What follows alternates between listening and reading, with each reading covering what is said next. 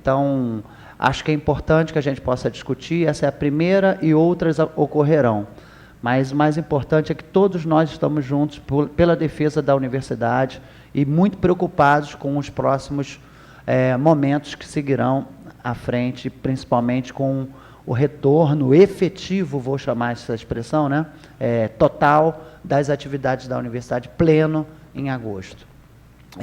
A possibilidade de não retorno, ela não deixou de ser aventada, mas muitos que estavam lá se manifestaram não numa perspectiva de estabelecimento de um movimento paredista de greve, mas na perspectiva de uma tomada institucional de posição, caso as condições de trabalho, principalmente o pagamento de salários, não esteja estabelecido.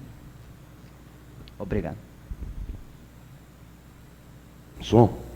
Isso, inclusive, já foi motivo de algumas falas nossas, uergianas e também uenfianas e uesistas, no sentido de que se nós não tivermos boas notícias, não diria notícias totais, mas boas notícias até o final desse mês de julho, nós realmente não vemos condição de iniciar o semestre. O professor Lincoln falou também de que eu e o professor Georgina estivemos em Brasília, por motivos até diferentes, mas coincidentes no mesmo dia. A professora depois vai falar sobre o que ela fez lá, que engrandece a nossa UERJ, e eu, junto com o professor Egberto, fomos visitar os presidentes da CAPES e do CNPq. O presidente da CNPq é um ex-presidente de FAP, da FAPEMIG, presidente da FAPEMIG, durante o período que eu estive na FAPERJ, então, uma pessoa com quem eu tenho até uma amizade muito boa, e fomos lá conversar sobre programas INCT, sobre Pronex de 2014 ainda, que foi dado o resultado, mas não foi dado o pagamento, né, parceria FAPERJ-CNPq, e outros assuntos.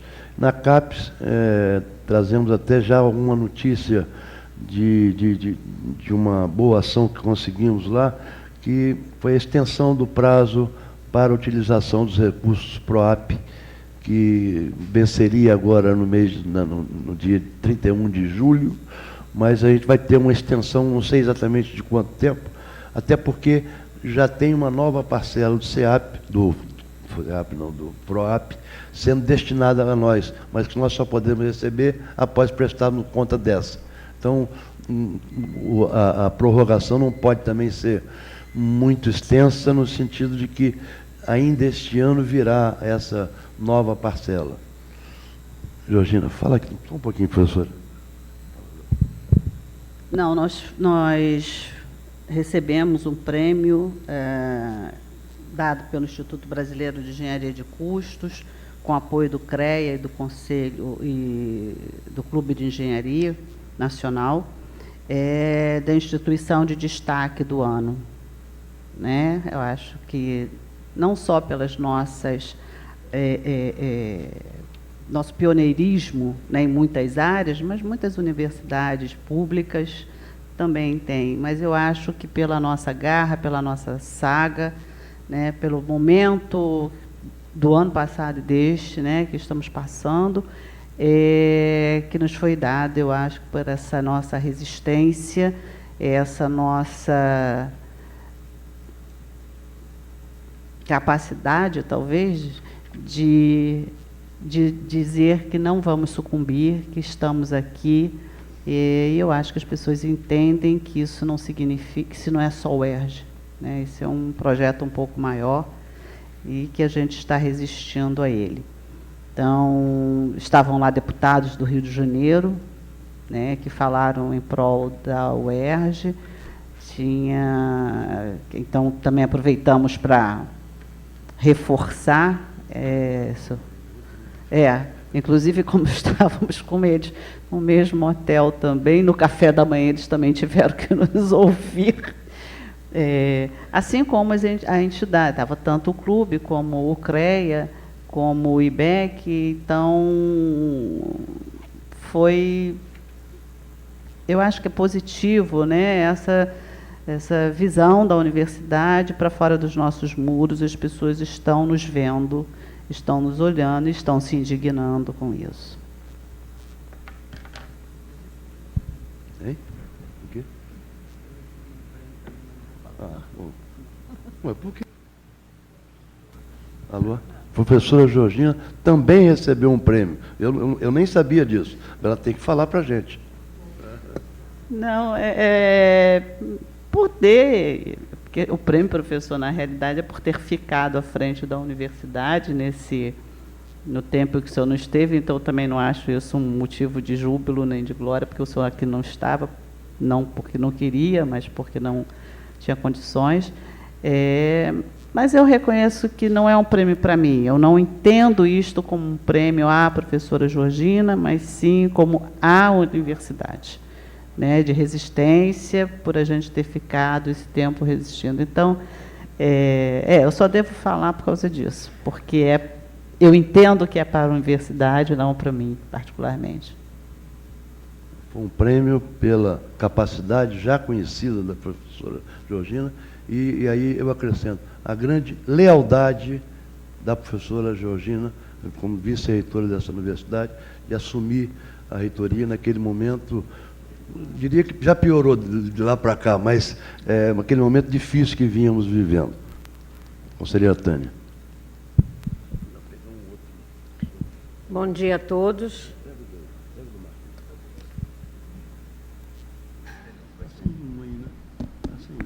Bom dia a todos e a todas. São duas notícias que eu considero igualmente importantes. Uma que tem um impacto imediato e precisou de muita negociação, porque envolvia não só outros setores da SR1, quanto a própria Dinfo, que também está desfalcada e está em regime de plantões, né? Que é o lançamento da RFN. Eu estava muito preocupada com o prazo do lançamento, porque nós temos tido algumas paralisações e tem impactado a sexta-feira. Então, os cursos que têm aulas e disciplinas também com carga horária na sexta-feira, realmente, num esquema de 75 dias, ficaram prejudicados. Então, o reitor veio me perguntando e eu fazendo essa costura, sem ter uma resposta clara e objetiva para dar, até que ontem, finalmente, conseguimos juntar as pessoas que são responsáveis na Dinfo por essa implantação do lançamento das RFN, que não podem ter erros. Por quê? Porque vai impactar, em 2017-1, nos acertos curriculares que são feitos pelo DEP e na abertura da inscrição em disciplina. Então, eu já havia prorrogado os PTs e agora, nesse momento, então, eu estou conseguindo, com muito esforço, prorrogar o lançamento das RFNs no sistema para os nossos colegas professores. Então, a previsão era de 7 a 13, agora será de 7 a 16, porque senão eu não tenho como não ter impacto em 2017.1. Então, finalmente, acertamos com a Dinfo, e a Dinfo, então, aceitou que fizesse esse lançamento todo lá dentro dela, os concertos todos que têm que ser feitos, e não podem deixar de ser feitos, somente de segunda a quarta. Então, nós ficamos com as RFNs do dia 7 de julho até o dia 16 de julho. Peço, então, a todos que não deixem de dar essa informação aos colegas. Só que no dia 16 de julho, infelizmente, impreterivelmente, sob pena dos desdobramentos serem nefastos para todos nós.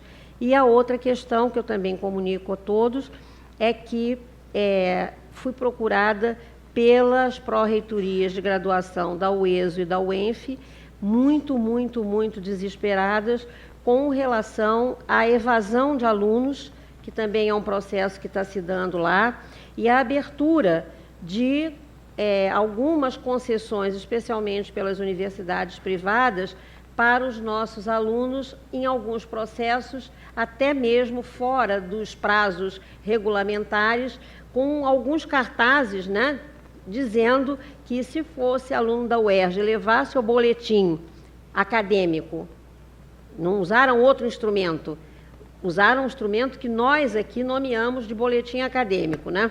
Com acima de 7, que então seriam aceitos e teriam até, dependendo do nível de escolaridade satisfatório, receber até 70% de bolsa nos cursos escolhidos.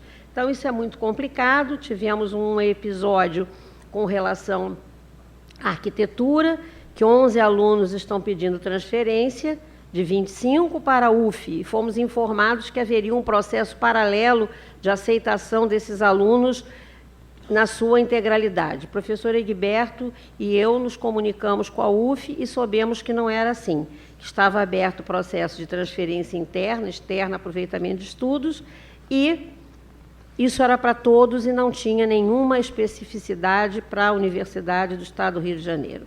Bom, de qualquer forma, no imaginário das pessoas, por essa propaganda nefasta das particulares, isso está complicado, né? Quando eu fiz a abertura, dialoguei lá com o DAA, com o pessoal do vestibular, nós verificamos, fizemos um levantamento das universidades particulares no entorno e descobrimos que há uma inadimplência muito grande e que essa inadimplência são os trabalhadores que não estão conseguindo pagar as suas faculdades, muitos deles até por desemprego. Então, oferecemos um número grande de vagas para transferência interna, externa e aproveitamento de estudos. Tivemos algum atropelamento nesse processo, infelizmente, tivemos dificuldades nas unidades acadêmicas de fazer esse processo, mas fomos extremamente ajudados pelos colegas professores e pelas direções das unidades. Então, agora esse processo está em curso e está terminando na Câmara Técnica do DAA, mas eu já fui solicitada pelo Sintoperj, pelo comando de greve, para ver se eu consigo paralisar ou o calendário ou o processo. Então, a reunião é na segunda-feira, eu vou informar a todos o resultado. Da minha parte, eu não vou paralisar. Quero declarar aqui no Conselho que eu não acho que a ponta, que é o nosso usuário, e a nossa razão de ser, de existência, que é o aluno, venha a ser mais dramaticamente prejudicado do que já está. Ok? Então, as 3 universidades, a UERJ, a UESO e a UENF, encaminharam ao Conselho Estadual de Educação uma solicitação de extensão da concessão que havia sido feita para 2016-2 e 2017-1, de 75 dias letivos, para 2017-2. O CAP já está com 852 alunos, outro drama. Então, nós estamos numa situação bastante delicada. Não houve condição de eu fazer conselho especial ou pedir à reitoria que fizesse, porque não dava tempo. Eu fui apanhada de sopetão com o pedido das nossas colegas. Então, encaminhamos em documento único, inédito, no Conselho Estadual de Educação, chegar um pedido assinado pelas 3 universidades juntas. Então, o Conselho achou tão grave a situação que, em 24 horas, reuniu as câmaras técnicas e permitiu que a extensão do 17.1 e do 16.2 se fizesse no 17.2, se nós assim decidíssemos. Então, eu estou aqui prestando conta do encaminhamento que fizemos coletivamente para que 2017-2 possa vir a ter 75 dias também, ok? E aí, esse Conselho decidirá se vai adotar essa providência ou não. As outras universidades já adotaram. Muito obrigada. Essa preocupação que a professora Tânia se referiu, da transferências, né, evasão, mas é também importante que alguém analise, professora, o que está havendo de diminuição de procura por universidades. Isso aconteceu na universidade de um modo geral. Por exemplo, o Enem teve uma redução de cerca de 25% na procura esse ano. Já tinha havido isso ano passado, Enem não é só pública. Não, mas diria em geral, porque as privadas também estão com dificuldade, porque pelo custo de vida, porque está tudo piorando, né? Tudo dificultando bastante. Então, essa diminuição da procura por universidade, acho que merece ser estudada convenientemente. Conselheiro Egberto. Egberto, ele está querendo falar sobre esse assunto. Rapidamente, Lincoln? Então, por favor. Ontem, nessa reunião que fizemos no CH, um dos docentes, que é vinculado, inclusive, a entidades privadas, a uma entidade privada e a um sindicato de entidades privadas, de professores, apontou que nas particulares também houve uma redução de 15%, que não é algo desprezível. Portanto, temos inclusive que ver esse cenário. Para onde estão indo essas pessoas que estão saindo? Será que elas, de fato, elas estão indo? Será que elas estão ficando? Na verdade, esse limbo... Pode ser que elas não estejam indo, quer dizer que elas ainda podem ser, em algum momento, resgatadas. Né? Acho que isso também é importante. Né? E há os que já estão nas instituições privadas e que também não estão conseguindo pagar. Porque eles dão aquelas promoções iniciais e depois o preço volta ao normal. E aí essas pessoas também não estão conseguindo ficar, ok? Então talvez esse seja um cenário para a gente estar estudando realmente, professor Rui. Conselheiro, também sobre o mesmo assunto? Conselheiro Mário Sérgio.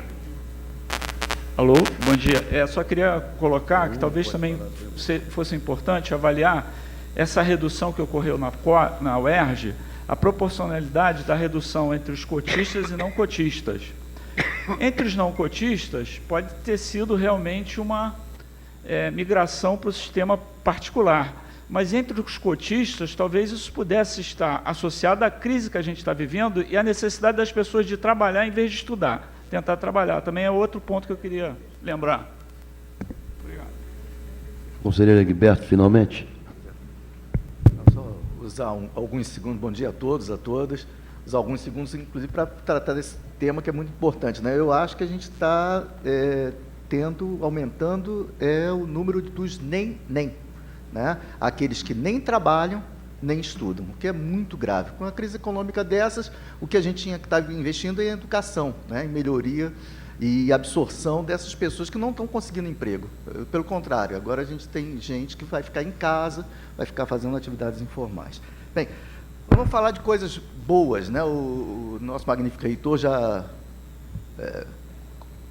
anunciou para vocês que a primeira presidente mulher, né, da FAPERJ daqui da UERJ, a professora Isabel, nossa querida professora da Faculdade de Odontologia, né? Foi vice-diretora, acho que na administração do Mário, né? Foi diretora. E diretora depois, e foi aluna.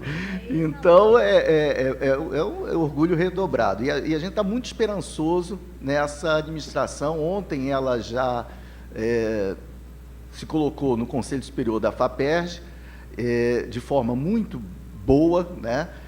Com propostas bastante interessantes. Agora vamos ver se o governo melhora para que a gente possa dar prosseguimento. Ontem também tomou posse como representantes da UERJ a professora Alice Casimiro Lopes como titular e o professor Kenneth Rochelle Camargo Júnior como suplente, né?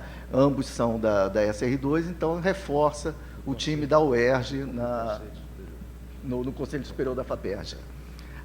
Eu queria também anunciar o processo de eleição do Conselho Consultivo da SR2, né, que foi também pela primeira vez todo feito de forma eletrônica.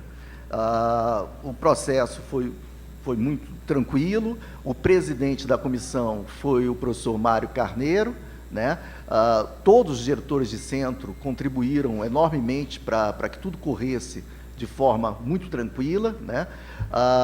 O único centro em que o número de candidatos foi igual ao número de vagas foi o Centro de Ciências Sociais. Nos demais centros houve uma certa competição, né? E eu queria anunciar os nomes dos candidatos rapidamente. No Centro Biomédico, a enfermagem, a professora Denise Cristina de Oliveira, que também já foi conselheira aqui. No Instituto de Biologia, o professor Israel Felsenjab, a professora Patrícia Cristina Lisboa da Silva, Na Faculdade de Ciências Médicas, o professor José Roberto Machado e Silva, e na nutrição, professora Joseli Correia Cury, que também é conselheira desse egrégio conselho. Tá. No Centro de Ciências Sociais. Na verdade, eles não estão concorrendo por unidade, né? Eles foram votados, todo mundo que votou em 5 nomes, né? Então, eles são votados pelo centro mesmo. Centro de Ciências Sociais, Aloysio Gonçalves de Castro Mendes, que é professor da Faculdade de Direito, e foi um professor muito importante para a gente poder organizar toda essa promoção, né, de associado para titular. O parecer dele foi muito importante. Professora Clarice Erles Peixoto, do Instituto de Ciências Sociais, professor José Eduardo Leôncio Laco, do IESP, a professora Noeli Rame, da Filosofia, e a professora Vânia Morales Serra, que é a coordenadora adjunta do Serviço Social. Estava ali?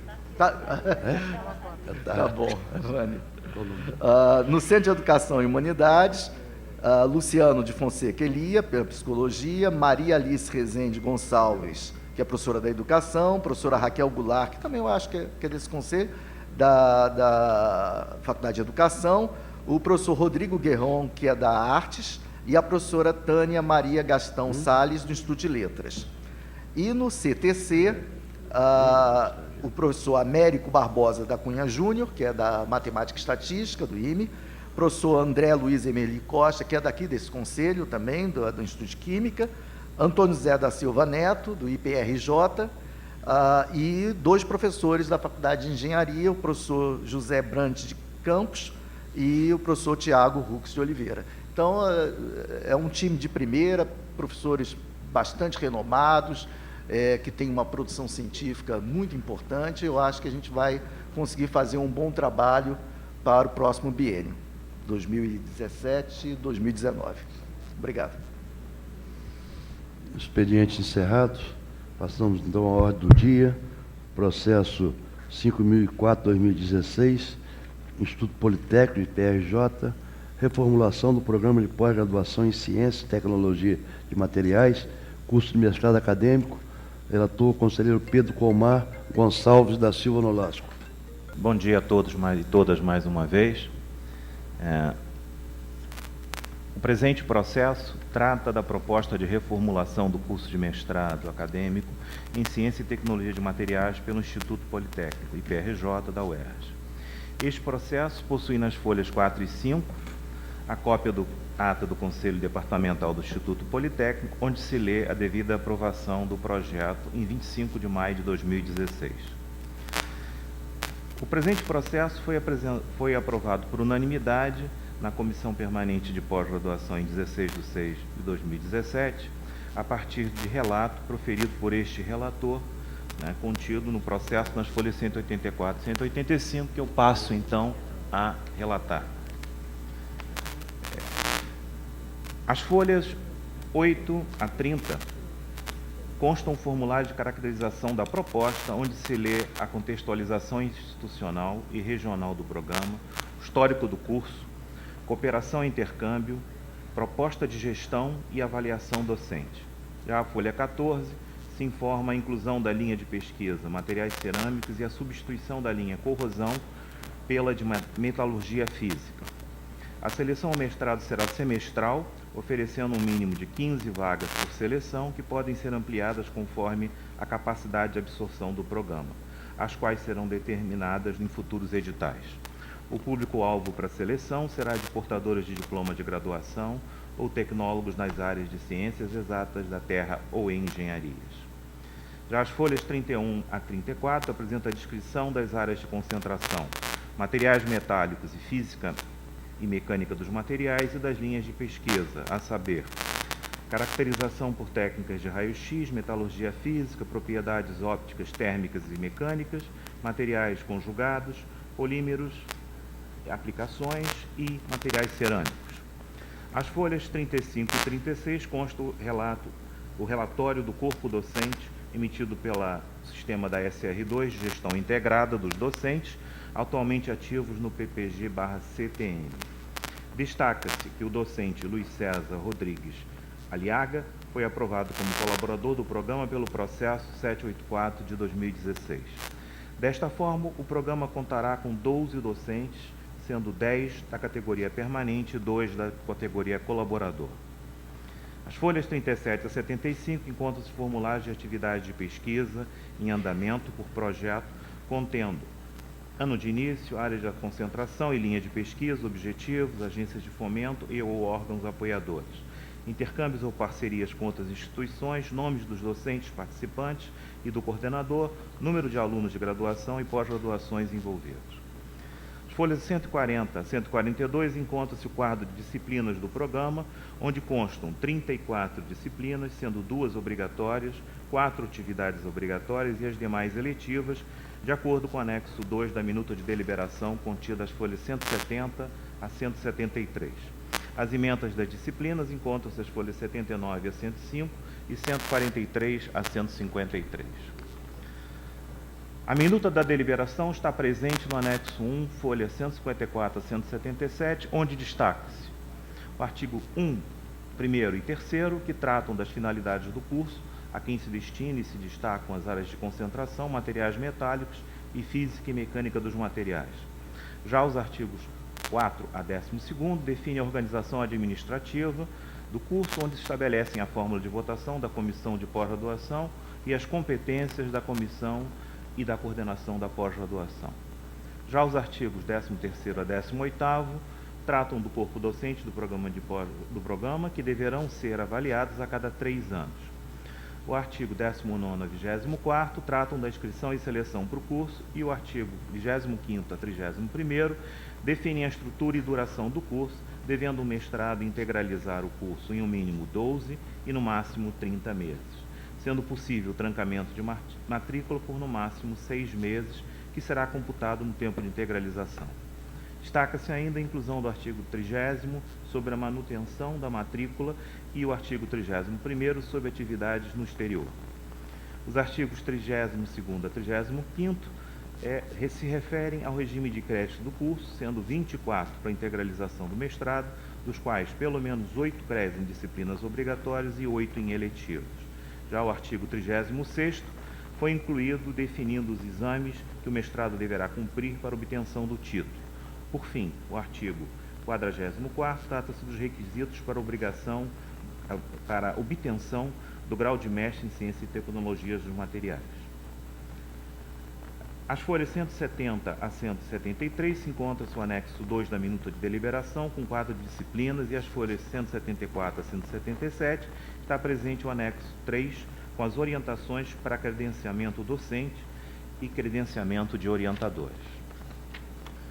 A partir disso, foi encontrado também que, adicionalmente, de acordo com o parecer do DEPG/SR2, a proposta de reformulação do curso de mestrado acadêmico em Ciência e Tecnologia dos Materiais, contido no presente processo, folha 180 a 182, encontra-se em conformidade com o estabelecido na Resolução CNE/CS 01/01 e a Deliberação 42 de 2015 da UERJ.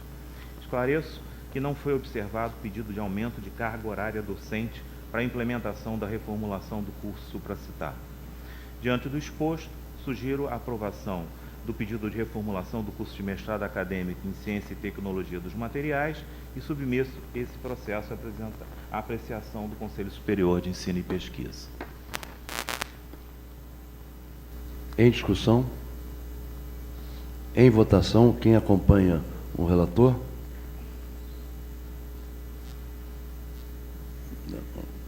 Algum voto contrário?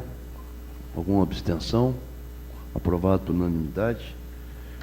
Processo 1672/2016, estudo de aplicação Fernando Rodrigues da Silveira, minuta de deliberação que dispõe sobre os critérios de avaliação do rendimento escolar do CAP-UERJ. Relatora, conselheira Márcia Soares de Alvarenga. Fala um pouquinho mais perto do microfone. O mesmo dia que eu recebi, o mesmo dia que foi mais uma indireta do Estado. O pessoal estava em São Paulo, levaram meu carro, vários documentos. Consegui esse documento no Estado, mas estava no processo da UERJ. Agora vou fazer um caminho tempo de realizar a leitura Claro, de uma forma cuidadosa, por conta dessa violência do Estado, indiretamente, mais uma vez. Márcia, sinto muito, sem dúvida nenhuma. Bom, retirado de pauta. Processo 4181-2011, IMS, alteração do curso de especialização. 2011? Posso esclarecer? É? Posso esclarecer. Ah, não, tá. Curso de especialização em integridade, direito e monitoramento de saúde, com a relatora conselheira Gisele Lobo Raju. Mais uma vez, bom dia a todos. Comentei na última reunião da comissão de pós-graduação que a gente está sempre reinventando a roda, né? Esse processo, eu também tive a mesma dúvida do professor Rui. Quando eu recebi, ele está escrito aqui que ele é um processo de criação de curso de especialização 41/2011. Quando eu fui fazer meu relato, que eu fui fazer, na verdade, ontem, porque eu cheguei de uma viagem na terça-feira, eu vi que não é uma reformulação e, na verdade, houve uma amalgamação do processo de reformulação no processo de criação. Eu nunca tinha visto isso. Foram juntados os dois processos. Tem que ser, a professora está falando. Exatamente.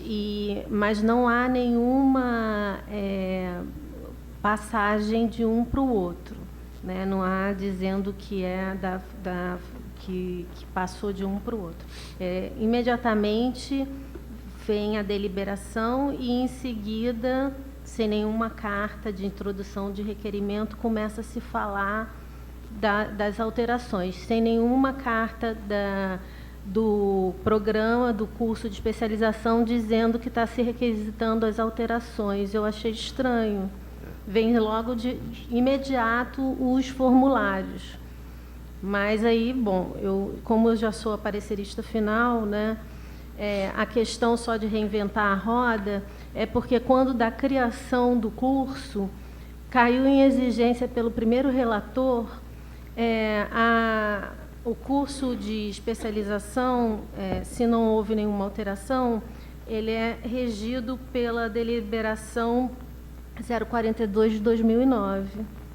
Né? E aí caiu numa exigência a respeito dos artigos 5º, 3º e 4º, que é que os professores que fazem parte da casa têm que apresentar as atas em que os professores que compõem o curso devem passar pelos conselhos deliberativos e departamentais.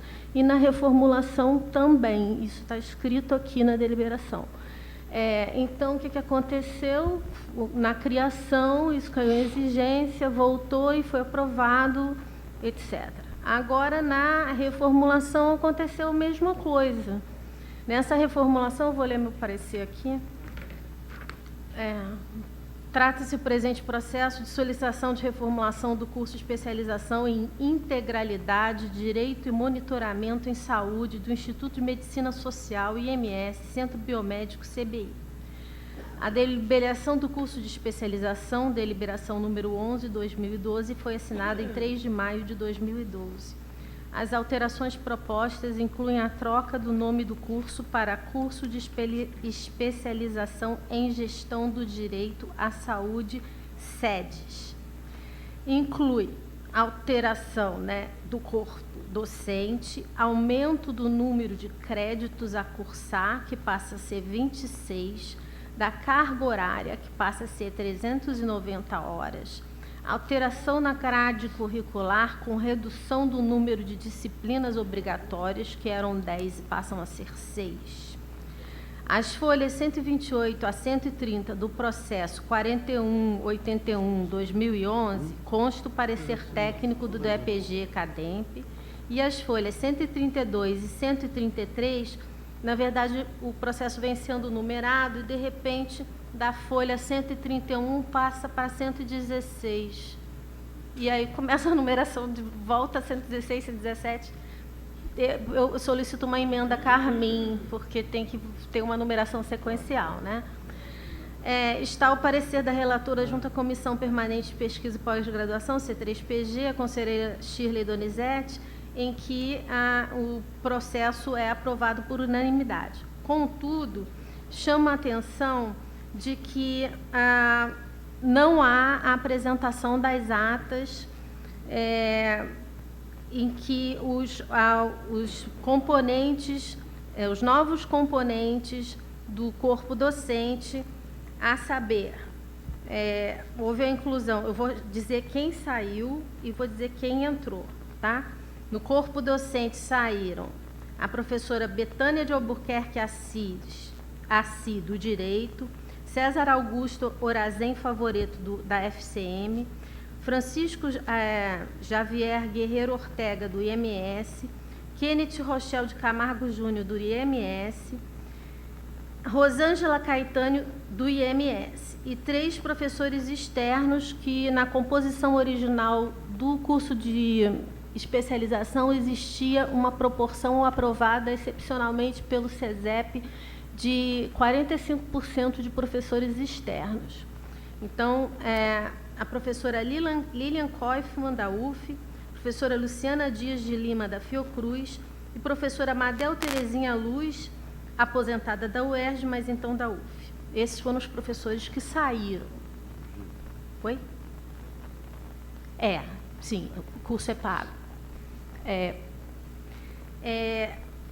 Inclusão, a professora Ana Maria Auler Mateus Pérez, externa, e os professores André Luiz de Oliveira Mendonça, do IMS, Martinho Braga Batista e Silva, do IMS, e Paulo Henrique de Almeida Rodrigues, do IMS.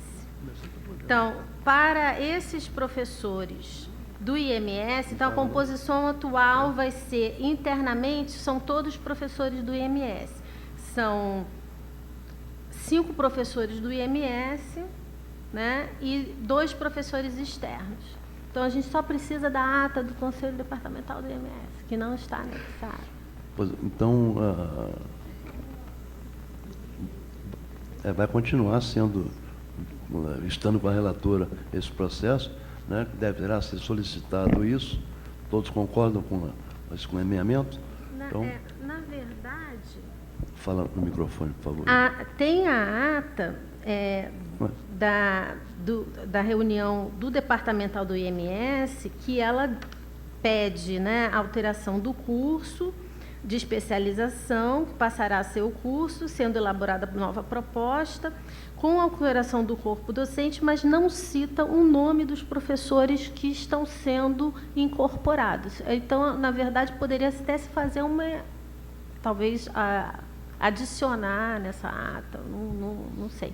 Porque a ata existe, tem uma ata de maio de 2016, mas na ata não consta o nome, isso é importante. Não contempla tudo, então, não contempla tudo. Tem que retornar e solicitar isso. Né? Tá. Então, assim, a minha conclusão em relação ao processo é que eu declaro favorável à reformulação do curso de especialização em integralidade, direito e monitoramento de saúde, que passa, então, a se chamar curso de especialização em gestão de direito de saúde, SEDES, mais condicionada a que seja anexada a essa ata. Porque eu gostaria que não fosse necessário voltar aqui. Eu vou explicar para vocês, porque o professor Egberto sabe que a gente está na avaliação da quadrienal e é importantíssimo a gente fazer essa trâmite muito rápido. Então, assim, que a gente precisaria fazer isso o mais rápido possível. Tá, então está colocando que a gente deva votar, que a gente possa votar hoje... A aprovação e eles anexarem a ata posteriori. Eu gostaria, se fosse possível, fazer isso. Eu começo a me preocupar com essas coisas, porque as pessoas não fazem e a gente nem fica tomando conhecimento. Eu acho que tem que vir para dar conhecimento, não é uma coisa que vai tomar, fez, não fez. A senhora vai dizer fez. Só vai vir para a senhora se fez. Né? Agora, eu queria fazer uma sugestão à SR2 de que não vá sequer para o conselho, a comissão, se não tiver cumprido as mínimas exigências, ter as atas, porque senão vai ficar isso no mérito, a gente aprova, quer dizer, a gente tem que discutir o mérito, tem que ter o anterior, e que é muito bom na SR2, deve ter sido um descuido que acontece, mas que seja reforçado essa coisa das atas, do encaminhamento, da numeração, que tem que ser pedido para fazer uma renumeração, porque como o conselheiro se reporta o quê? Ao 114 da primeira fase numerada, ou 114 da segunda fase numerada, aquela que vem depois do 130 não sei quanto. Esse cuidado, eu sei que a gente está numa fase complicada, cheia de processo, com pessoal a menos, mas alguns cuidados a gente tem que ter. E eu gostaria que o processo voltasse para dar conta, professora. Já foi cumprido, ponto. Já a gente vota, que está no mérito, mas que precisa cumprir essa exigência. Eu gostaria de colocar mais uma coisa, já que, se vocês preferem que volte, eu gostaria de colocar mais duas coisinhas. Eu falei em relação aqui a um processo de reformulação, porque no processo, no corpo do processo, há uma outra numeração de processo. Por isso que eu vi que são dois processos que foram amalgamados, né? Aqui na folha, vou dizer qual é o número, na dita folha corrida 88, tem um carimbo da SR2 da EPG em que consta um número 1739/2016, que eu acredito que seja o número do processo de reformulação. Quando foi solicitado o processo de reformulação, foi dado um número, e aí depois falaram, não, esse processo de reformulação tem que ser colocado junto com o do de criação. E aí, depois dado o número, ele foi amalgamado ao de criação. Não sei, mas existe um outro número no corpo do processo. Bom, isso é um comentário. Uma outra coisa que eu queria trazer aqui, queria talvez ouvir a opinião do professor Egberto e da professora Georgina, porque eu já trouxe isso uma vez aqui, e eu fiquei muito surpresa, porque a primeira deliberação do curso, na seleção dos candidatos, é feita a seleção por análise do currículo vitae e entrevista. E existe aquela famosa recomendação do Ministério Público, que eu já comentei num parecer meu, exatamente, professor Egberto. Famosa recomendação do Ministério Público, já comentei na recomendação de um parecer meu, que é uma recomendação, não é uma lei, nem nada disso, mas que diz que em processos seletivos de seleção de alunos para o estrito sensu, não se deveria fazer entrevista, né? Então, se vai se fazer uma reformulação, eu gostaria de sugerir que se trocasse a palavra entrevista por análise de memorial. Porque a análise de memorial, você pode interrogar o candidato a respeito da vida acadêmica dele, ou o que ele fez, e não entra no que recomenda o Ministério Público. Essa recomendação é a recomendação número 07/2008 do Ministério Público Federal, que diz exatamente isso a respeito de legalidade, impessoalidade, moralidade, publicidade, nas seleções de curso de pós-graduação estrito sensu. E na deliberação está escrito que o método de seleção dos alunos é sobre análise de currículo e entrevista. Quer falar? Quer responder isso? Eu gostaria de ouvir a opinião do professor Egberto. Tá, a professora tem na sua frente, o professor Egberto mesmo, e depois a senhora. Não, eu concordo com a professora Georgina, né? Inclusive, a gente toma um puxão de orelha tranquilamente em relação a que esse processo chega mal instruído pelo DEPG, né? Existem, claro, devido à greve, o DEPG está sem funcionários, está funcionando o sistema de rodízio, mas não é para chegar nesse nível. Então, isso tem que voltar, claro. A conselheira colocou vários senões que tem que ser, inclusive, voltado ao curso de especialização. Não é nenhuma questão de que isso possa vir imediatamente para cá. Tem que ter uma resposta do curso de especialização.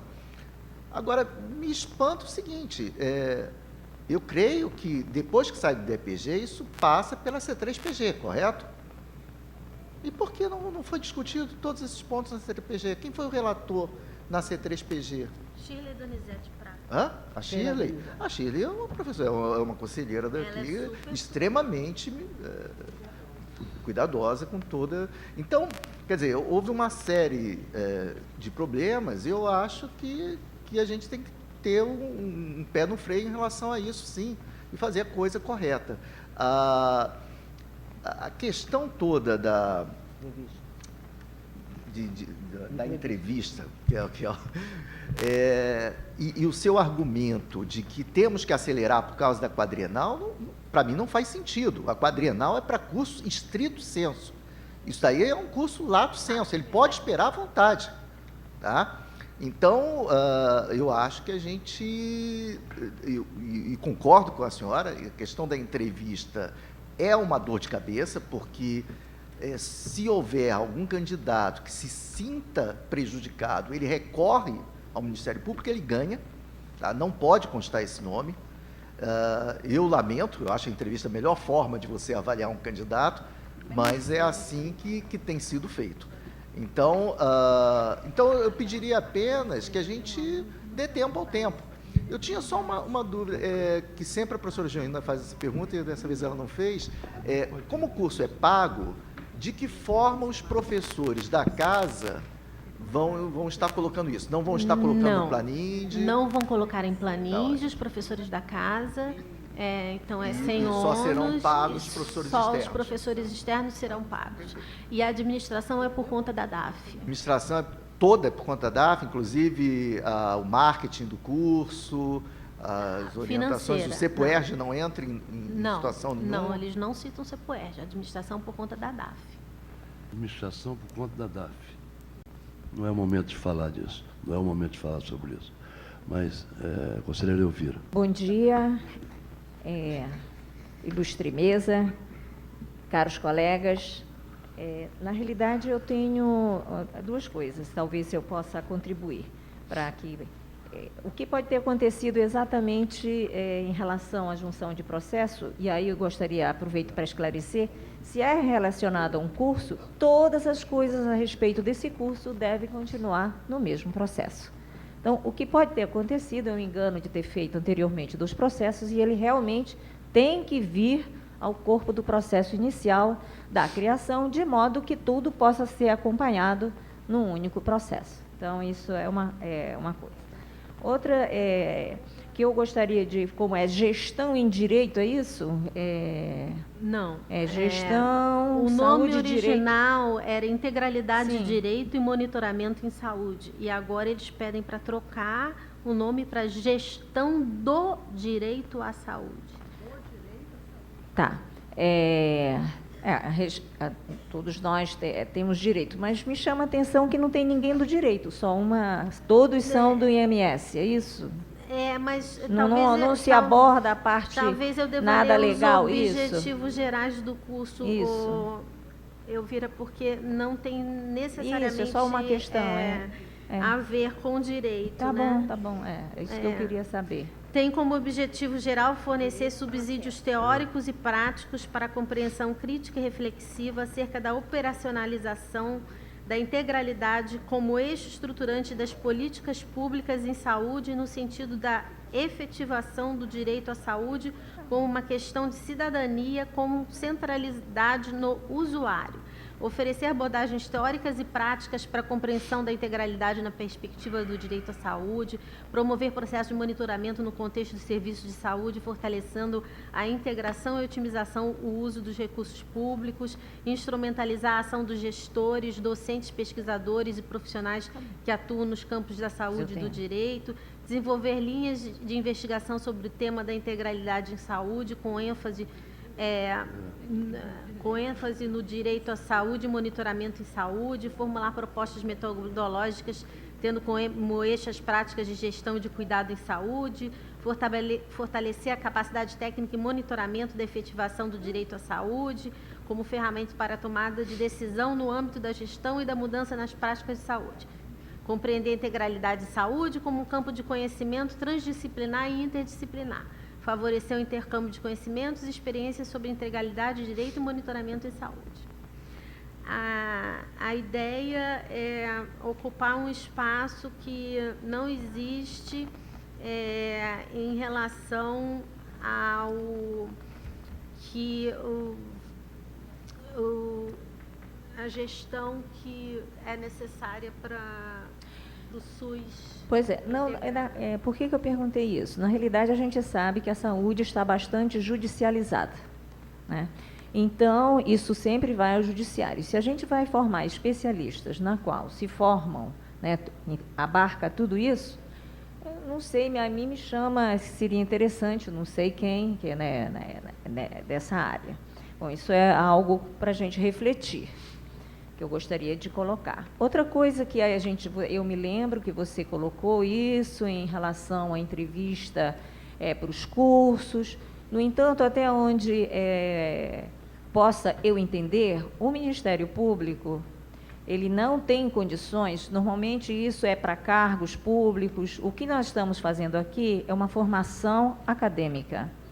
E eu não acredito, até prova em contrário, que o Ministério Público tenha maior competência de que nós mesmos para poder decidir qual a melhor forma de avaliar as pessoas que farão a sua formação. Repito isso, porque não só nós temos uma formação acadêmica, nós achamos que a entrevista, e aí ela não pode ser usada para reprovação, mas ela pode sim ser usada em termos de classificação, e isso tem vindo feito, porque às vezes não é só a prova escrita que você tem, mas no seu diálogo, no seu discurso, você pode verificar melhor quem está, dependendo de um número de vagas, mais apto a merecer ou receber o mérito daquilo que vai falar. E também não é o único critério, ele não é um único critério. Então, eu acho que, com todo o respeito que eu tenho ao Ministério Público, considero que o corpo docente de todos os cursos de pós-graduação tem uma competência muito maior do que o do Ministério Público para definir os critérios que devam ser utilizados na seleção dos seus alunos. Mesmo porque as bancas nunca são uma pessoa, é sempre um colegiado. Então, é muito difícil que não se reconheça essa competência das bancas de seleção. Só isso. Conselheira Lúcia. Eu estou vendo uma reformulação muito grande, né? Saída de um corpo docente grande, entrada de um outro. Eu não sei nem se eu vir assim, nesse corpo docente novo, não tem ninguém formado em direito. O IMS tem uma característica de vários profissionais. Você tem economista, nutricionista, médico, você tem várias formações dentro do corpo docente do IMS. Eu nem sei se um desses não é da área de direito. Então, para mim, só analisando o corpo docente atual. Não tenho certeza, Elvira, também, se na reformulação deve ser o mesmo processo, não. Isso eu fico na dúvida. Ainda mais numa reformulação tão grande, que é uma reformulação muito grande, né? Parece até um curso novo. A questão da ata, eu já peguei 2 vezes isso aqui sem ata. Então, é uma coisa que a gente precisa ter um pouco mais de rigor, porque realmente, principalmente em cursos que envolvam mais de uma unidade, né? Que chega na hora quando não são cursos pagos, chega na hora do planinho de vir a surpresa. Aí eu vou dar aula no curso tal, que a unidade às vezes nem sabe que o professor faz parte daquele corpo docente.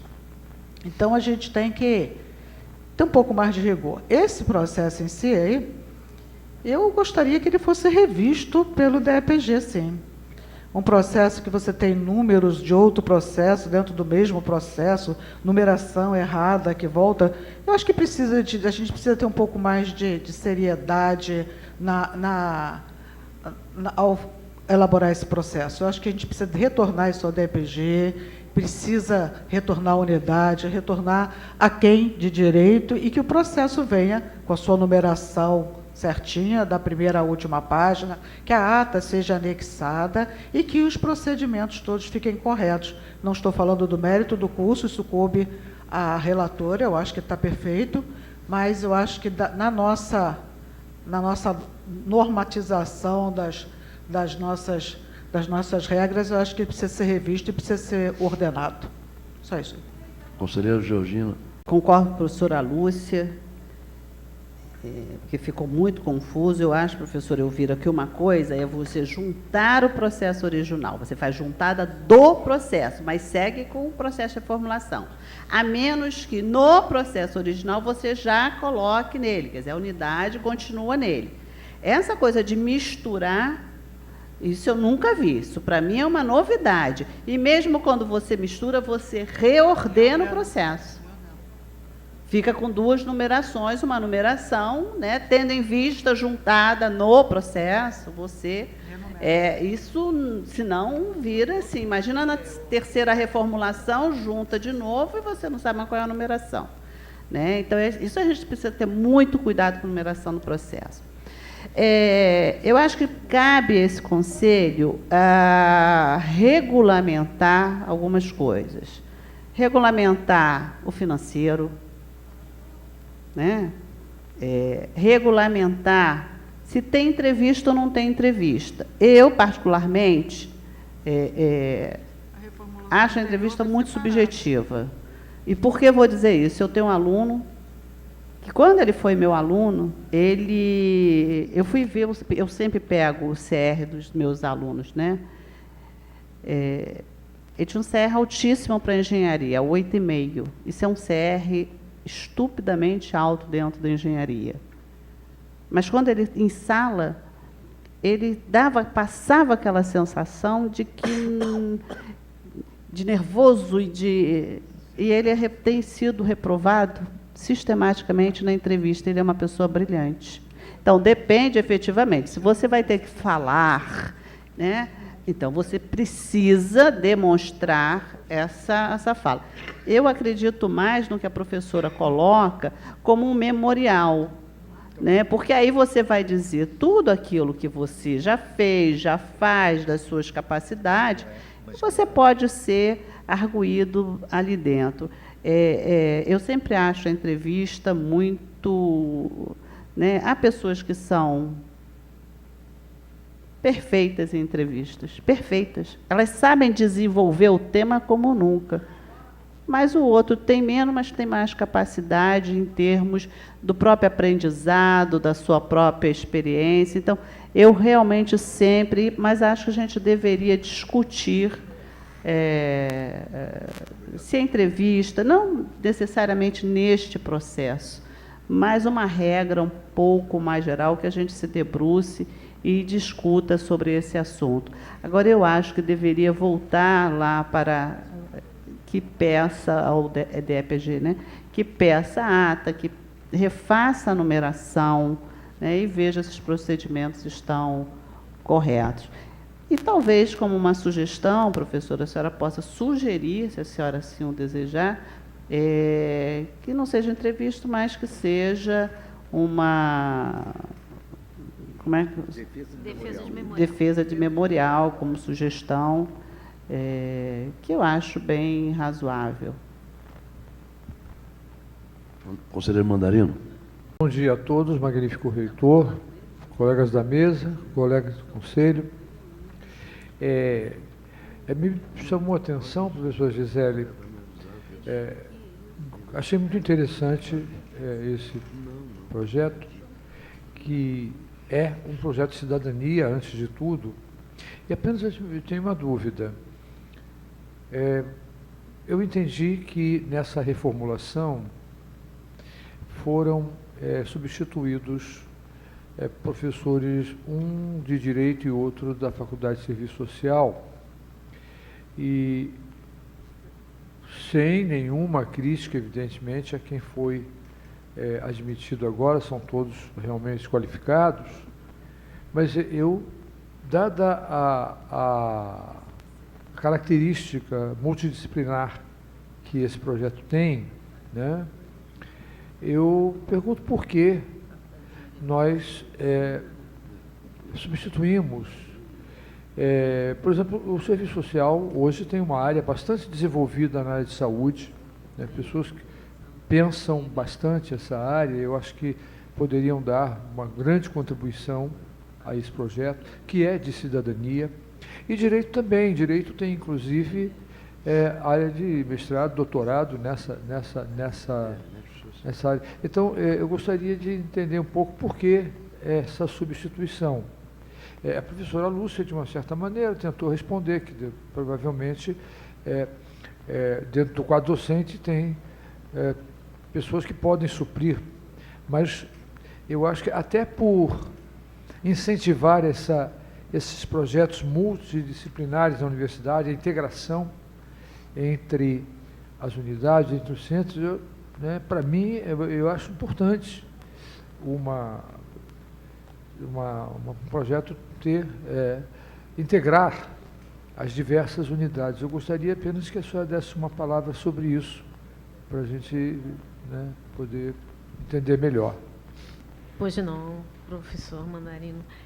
Eu até, respondendo ao professor Egberto, eu até falei em relação à quadrenal, porque me foi pedido urgência nesse processo, por isso que eu achei que era em relação à quadrenal, mas agora, pensando melhor, um curso de especialização não tem nada a ver.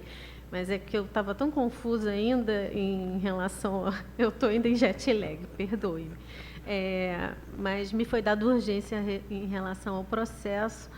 E, professor Mandarino, pensando bem, me causa estranheza e a razão que foi usada para a justificativa da proporção aumentada de pessoas externas na composição do corpo docente, da composição original do curso, foi exatamente porque o curso, na multidisciplinaridade dele, ele vinha originado de um grupo do CNPq que existe, e esse grupo de CNPq, então, ele é a origem desse curso de especialização. E esse grupo, então, estava na base da criação do curso de especialização e era justificativa para a razão superior a 30%, que é o permitido para o número de externos, né? E isso, então, justificava a questão dos externos e a questão interna da proporção e a composição mista estava toda coerente com a proposta de integralidade do curso de especialização, até para se diferenciar do outro curso de especialização que já existe no IMS, para não ser uma coisa similar ao que já existe, porque o IMS já tem um curso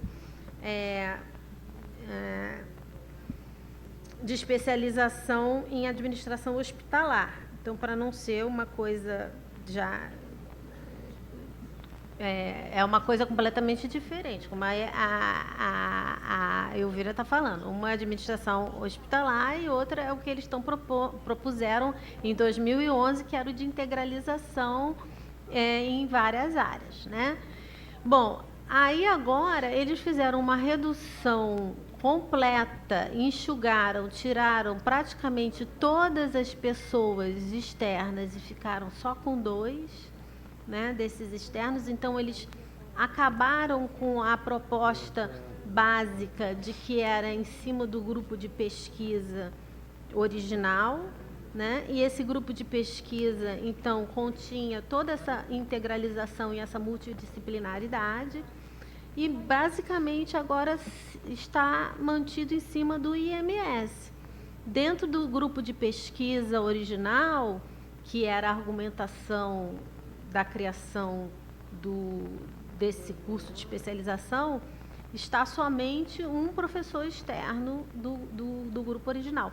Isso é a minha visão, tá, professor Mandarino? Porque não tem uma palavra a respeito do porquê que houve a saída de todos esses professores. Tá? Não tem nenhuma argumentação, nenhuma explicação para essa alteração. Isso é a minha visão que eu estou vendo dentro do que foi apresentado aqui. Dentro da argumentação que foi dada para a composição, etc. e tal, dentro do que foi feito a respeito do que é o objetivo do curso, como o curso foi criado, demandado, etc. e tal. Então, assim, houve alguma coisa ao longo do funcionamento do curso que resultou nessa nova composição. Tanto que as 10 disciplinas que eram oferecidas anteriormente, elas tinham títulos extremamente abrangentes, e as novas disciplinas, os títulos são muito sucintos. Né? No meu entender, eu também não tenho uma visão da área, mas no meu entender eles são extremamente sucintos. Conselheira Georgina. Olha, eu acho que está meio confuso, né? Eu gostaria, assim, eu tenho muita preocupação. Uma coisa é a gente ter o conhecimento, né? Eu não sou da área de direito, mas tenho até um certo conhecimento em algumas áreas do direito, por militar, né? O direito escolar. Mas eu acho que quando você vai fazer um curso, era preciso que a gente soubesse se há pessoas, porque o IMS, como a professora Lúcia disse, não é só feito de médicos sociais, né? Tem economista, deve ter alguém da área de direito. Mas eu acho que, porque quando a senhora começou a falar, eu pensei que fosse uma questão do direito, aquele direito mais subjetivo, o direito que eu tenho, né? Mas não, pelo que a senhora falou, é alguma coisa, e o direito, não sei o que, o direito. Então, aí eu acho que já tem que ser alguém da área, ou com a sua formação nesta área mais profunda, para que você possa estar no curso. Até porque tinham pessoas da área de direito, né? Não quer dizer, volta aqui, que não seja, né, um especialista na área de direito, que é do corpo do IMS, isso é possível, perfeitamente. Mas eu estou achando que esse processo precisava ter uma nova revisada para vir um pouco melhor esclarecido do porquê das mudanças, dessas pessoas novas que estão mudaram o nome das disciplinas, quer dizer, é uma mudança quase que é outro curso. É quase outro curso, que só pegamos o embalo. Eu não quero pedir vistas do processo, porque vai atrasar muito o processo, mas eu acho, professor, que deveria ter uma revisão, mandar para o DEPG, fazer toda essa revisão, pedir que as pessoas, ou que acaba com esse, abre um outro processo de um novo curso, diz, ó, esse curso aqui já foi, já deu o que ele tinha que dar, nós temos outra visão, mudamos, porque mudou tanta coisa, pelo visto. Vocês me permitem só ler o nome das disciplinas, são tão poucas. Eu ia até pedir. Sim. Então, as anteriores do curso original, Direitos Humanos, Comunicação e Informação em Saúde, Equidade bioética nas políticas de saúde, Financiamento do setor saúde, Formação multiprofissional, práticas de ensino e cenários de ensino e aprendizagem, Integralidade do cuidado, direito à saúde e sociedade, Modelos técnico-assistenciais em saúde, estratégias e regulação na integralidade da atenção, Monitoramento e avaliação em saúde com enfoque na integralidade. Aí tem 3, que é metodologia de pesquisa, orientação e de monografia e tópicos de planejamento. Essas são as 10 anteriores. Na reformulação, atualmente, como está a proposta? Gestão em saúde, direito à saúde, reivindicação de direitos, prática em saúde, metodologia da pesquisa e monografia. Professora Vânia. Eita. Alô? Eu já estava conversando com ela, já tinha entendido que parecia uma proposta de um novo curso. E acho que o DEPG deve rever, mas eu acho que o SESEP pode dar uma orientação, que eu tenho visto ainda muita gente propondo curso de especialização. Acho que a gente já devia de incentivar a proposta para o mestrado profissional, que é uma intenção da CAPES, um direcionamento da CAPES também. E eu acho que a gente deveria se posicionar mais claramente com relação a isso, né, de ter uma direção para o mestrado profissional, porque a especialização de saúde já não está contando nem para o corpo docente, não é melhor para o corpo discente, e eu não sei por que não admitir logo um suporte da SR2, né, um apoio, para que esses cursos se tornem logo um mestrado profissional. Pode, claro. Bom, então eu estou encaminhando ao DEPG para que o DEPG faça um novo parecer e reencaminhe a unidade. Mas isso o próprio DEPG consulta, né? Eu estou fazendo as sugestões que eu já falei, né? Estou fazendo as sugestões e vocês acham que seria o caso de fazer a sugestão do mestrado profissional? Não. Professor Egberto, mas som na caixa aqui. Não, eu acho que deveria, no seu parecer, estar explícito, após toda essa discussão aqui no Conselho Superior de Ensino e Pesquisa, que o DEPG consultasse os proponentes do curso de que apresentasse, e não vai ter muito trabalho nisso, porque é tudo que ele já tem, mas apresentasse como um curso novo, sem referência ao curso anterior. Sim. Fecha-se o curso anterior e apresenta como um curso novo, que vai ser muito mais fácil a análise.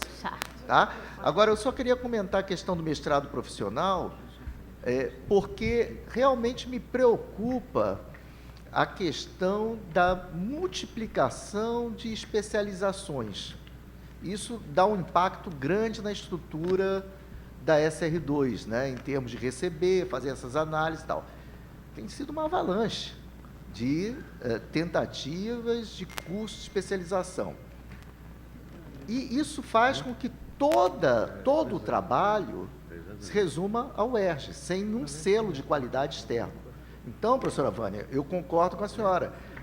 O fato da gente submeter como mestrado profissional, a gente passa a ter um aval nacional sobre aquele curso, né, que é a CAPES, que é uma avaliadora consistente, né? Então, agora, por outro lado, a gente tem que considerar o impacto econômico disso. Um curso de especialização desses, o recurso é todo administrado pela UERJ, né? Diretamente do pagamento dos alunos.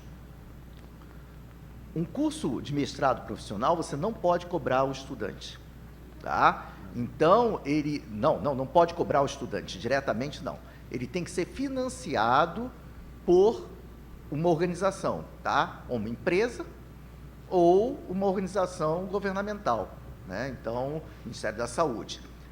No caso desse curso, eu tenho a desconfiança de que os estudantes não pagarão, tá? Desse em questão. O que aproximaria muito do mestrado profissional. Porque o Ministério da Saúde e as secretarias de saúde têm grande interesse no financiamento de um curso como esse. Ele é pago individualmente. Tá. Então, é isso que a gente tem que considerar quando é um mestrado profissional, porque não será cobrado do estudante, não pode, e a especialização, nesse caso, que a cobrança diretamente dos estudantes. Me perdoe, eu vou passar a presidência dessa sessão para a professora Georgina, que eu vou ter que descer.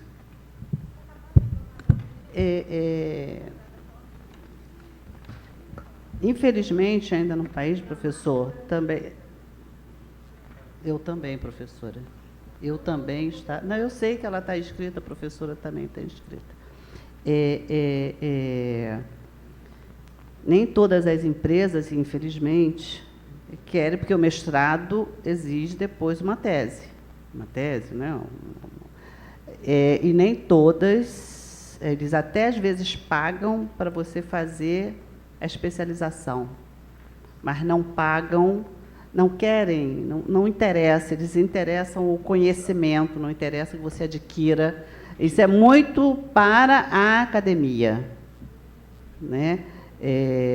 Então, eu acho que também a gente tem que, não é só a questão do pagamento em si, é o investimento que às vezes é feito na pessoa, pelas suas empresas, o que é muito louvável, mas nem sempre eles querem que a pessoa tire o título em si. O importante é o conhecimento, né? Então, agora, eu gostaria também, professor, que fosse verificado a pertinência do quadro de professores, principalmente na área de direito. Falo isso por quê? Porque vou ficar extremamente irritada se alguém que não é da área de engenharia venha falar sobre engenharia, né? Meio ambiente é uma coisa que é de todos, mas as pessoas às vezes se metem na engenharia, e eu fico muito irritada. Então, eu estava aqui brincando, mas não brincando, né? Que eu não quero um médico falando de engenharia, nem acho que é reto um engenheiro ficar falando sobre medicina, né? Por mais que todo mundo aqui nasça médico, né? Escritor, professor nessa terra.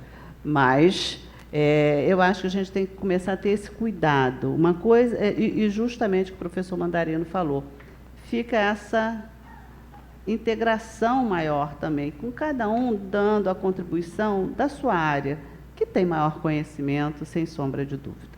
Professora Elvira, depois professora Márcia. Na realidade, eu gostaria de falar sobre o que a professora Vânia disse, em relação a que tudo seja mestrado profissional, e aí, ao encontro do que acabou de falar a nossa vice-reitora, eu acho que isso depende muito de área. A gente não pode fechar em termos de ou mestrado profissional ou não especialização.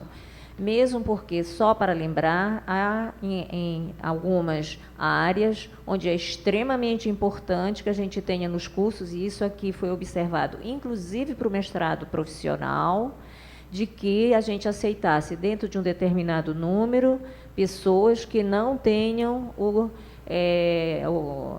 grau de mestre ou de doutor, porque ele é extremamente importante, esse especialista que atua, né, dentro das áreas como a engenharia, como a medicina, como o direito, que são pessoas que se especializam fora. Então, há um crescimento profissional, não necessariamente dentro, com a visão acadêmica de discussão, e que eles formam especialistas. E, na realidade, os cursos de especialização, eles são voltados exatamente para suprir uma demanda de mercado em termos de atualização de conhecimento, não necessariamente em fazer um projeto que vá, a não ser que seja do interesse da própria empresa. Então, acho que a gente tem que ter flexibilidade. Eu acho que uma universidade, como o nome diz, deve ser plural e, dependendo, analisar caso a caso a situação.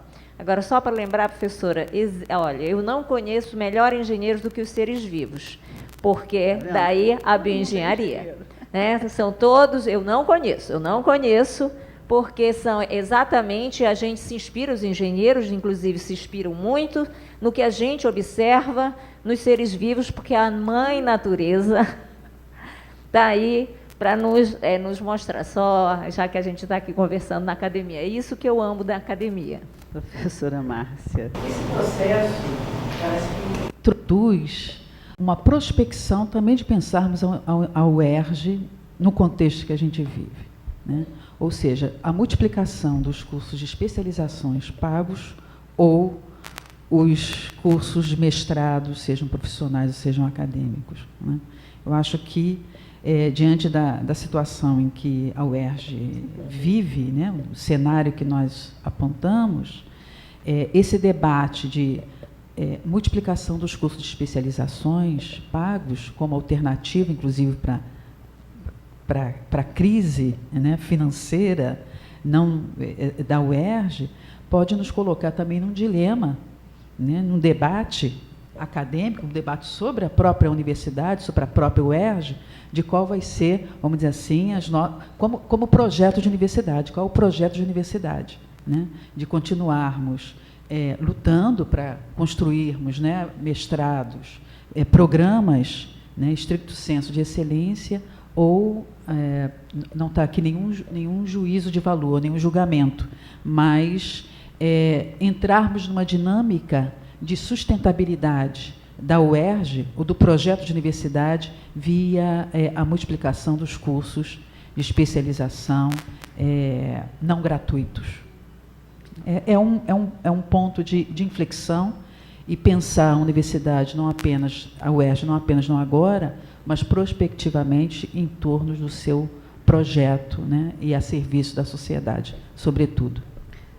Não sei, professora. Nós sempre tivemos muitos cursos de especialização, aliás, muito mais antes, me parece, o crescimento, porque cresce várias coisas. Crescemos também na mestrados e doutorados. E temos cursos de especializações pagos e não pagos. Então, generalizar também eu acho que fica ruim. Desculpa, eu acho que a gente não estou generalizando, eu estou colocando um ponto de reflexão sobre o projeto de universidade prospectivamente.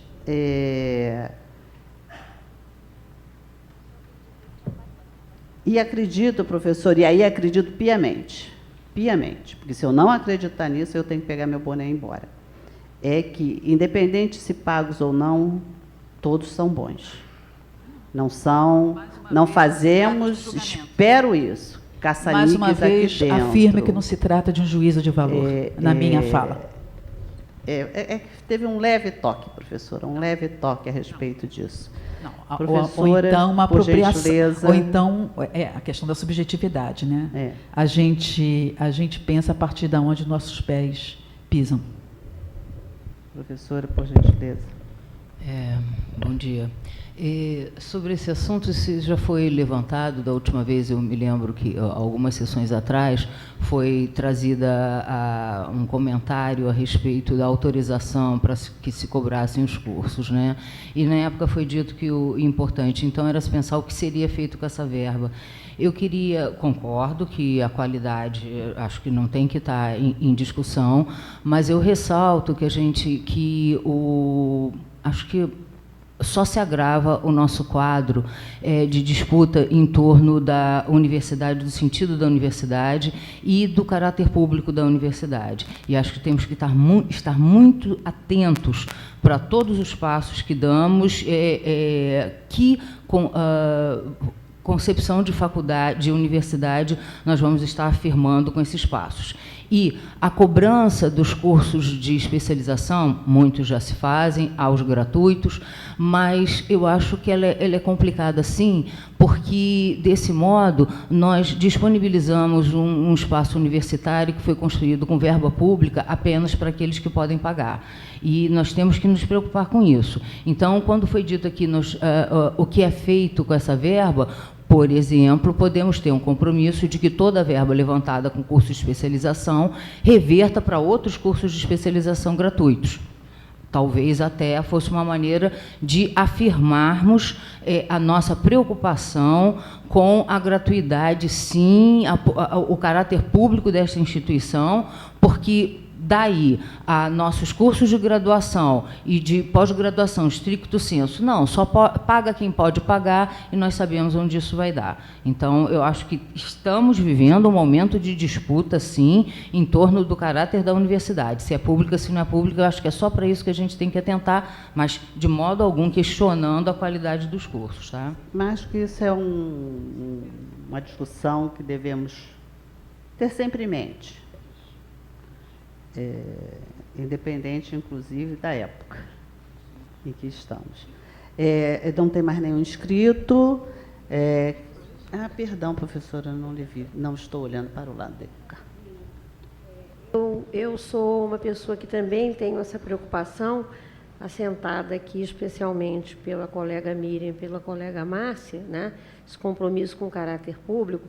Por outro lado, eu também tenho que destacar que os cursos que são oferecidos pagos, eles deveriam, na sua integralidade, oferecer vagas gratuitas para que pessoas pudessem ter acesso. Alguns até oferecem.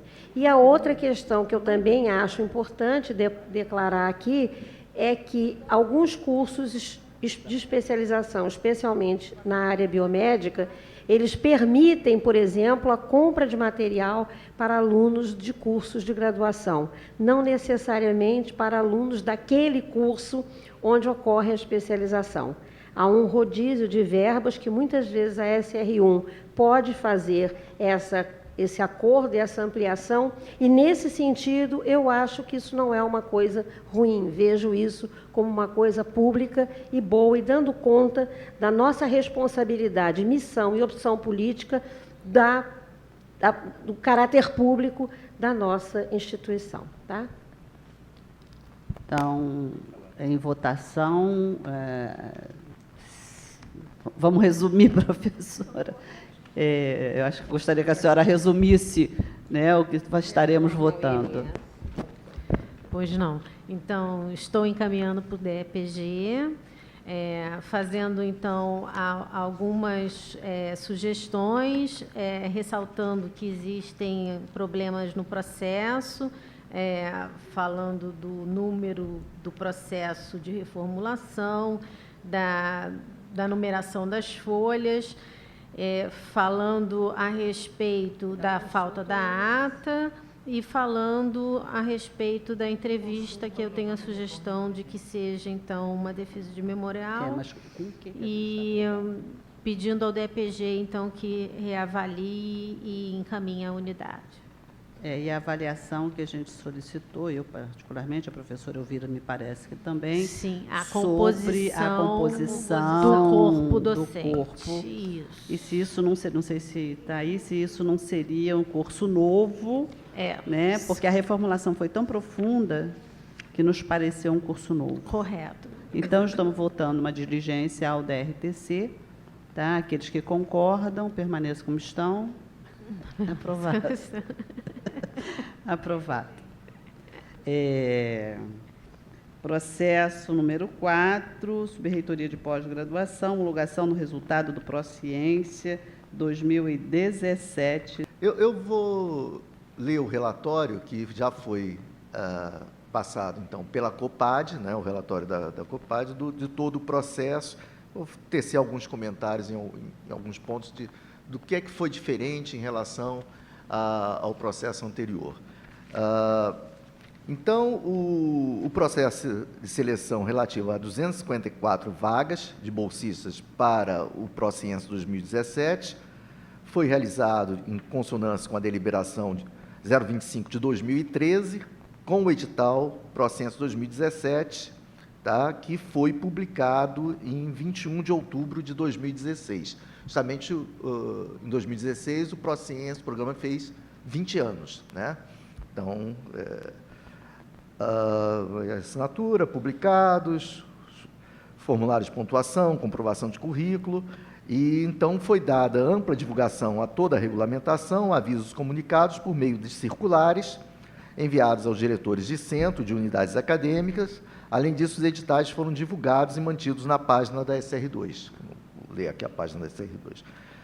Cabe ressaltar que para essa seleção, todo o processo de inscrição foi feito por meio eletrônico, isto é, não houve a necessidade de entrega de nenhum documento na forma impressa no DEPESC. Isso foi uma grande vantagem. Eu como professor do Instituto de Biologia, eu fiquei muito satisfeito, porque a gente deixou de matar milhares de árvores, né? Então, foi tudo de forma eletrônica, e depois a gente vai comentar, as comissões tiveram até mais facilidade de trabalhar do que com o processo em papel.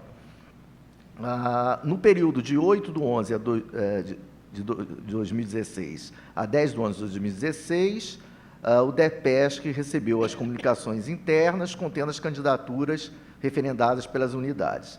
Em 23/11 de 2016, foi divulgada a lista contendo os nomes dos candidatos habilitados.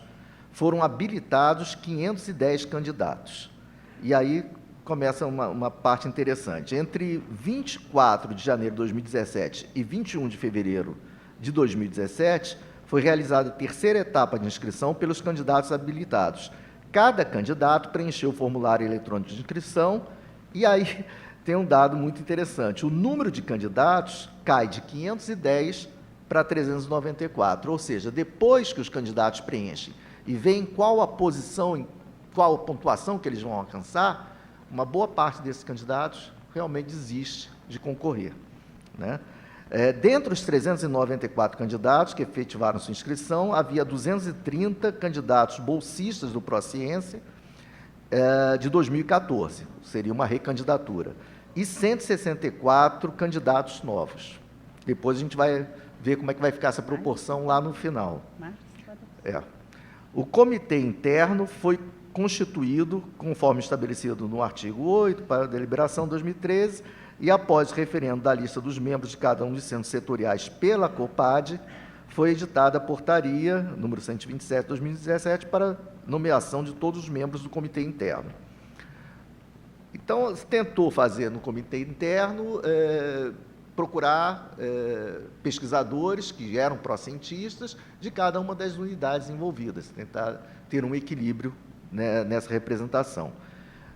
No período de 23 de fevereiro de 2017 a 14 de 3 de 2017, foram efetuadas as avaliações online dos relatórios no sistema SR2, gestão integrada, pelos membros do comitê interno. Cada um dos 230 relatórios, quer dizer, dos candidatos que já tinham Prociência, foi analisado por 2 avaliadores.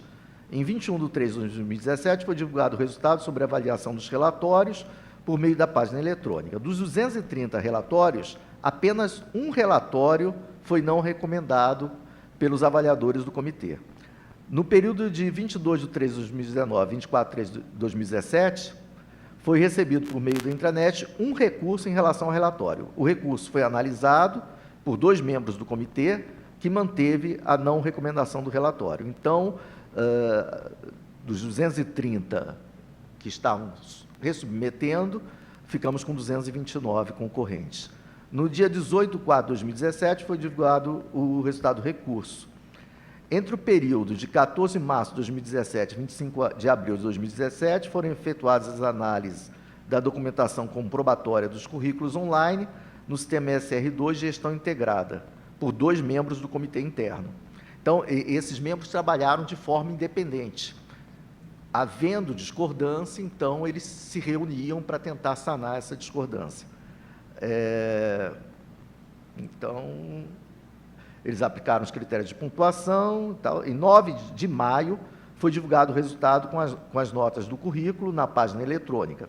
22 candidatos obtiveram nota inferior a 500 pontos. Então, esses 22... Espera aí, só tinha que tocar aqui. Deixa eu botar. Então, apenas 22 não alcançaram a pontuação necessária para concorrer. Os candidatos puderam acessar o sistema eletrônico de avaliação, verificar a nota atribuída ao currículo, detalhada por subitem e por categoria. No período de 10 de maio a 12 de maio, foram protocolados 108 recursos de candidatos quanto à pontuação de currículo.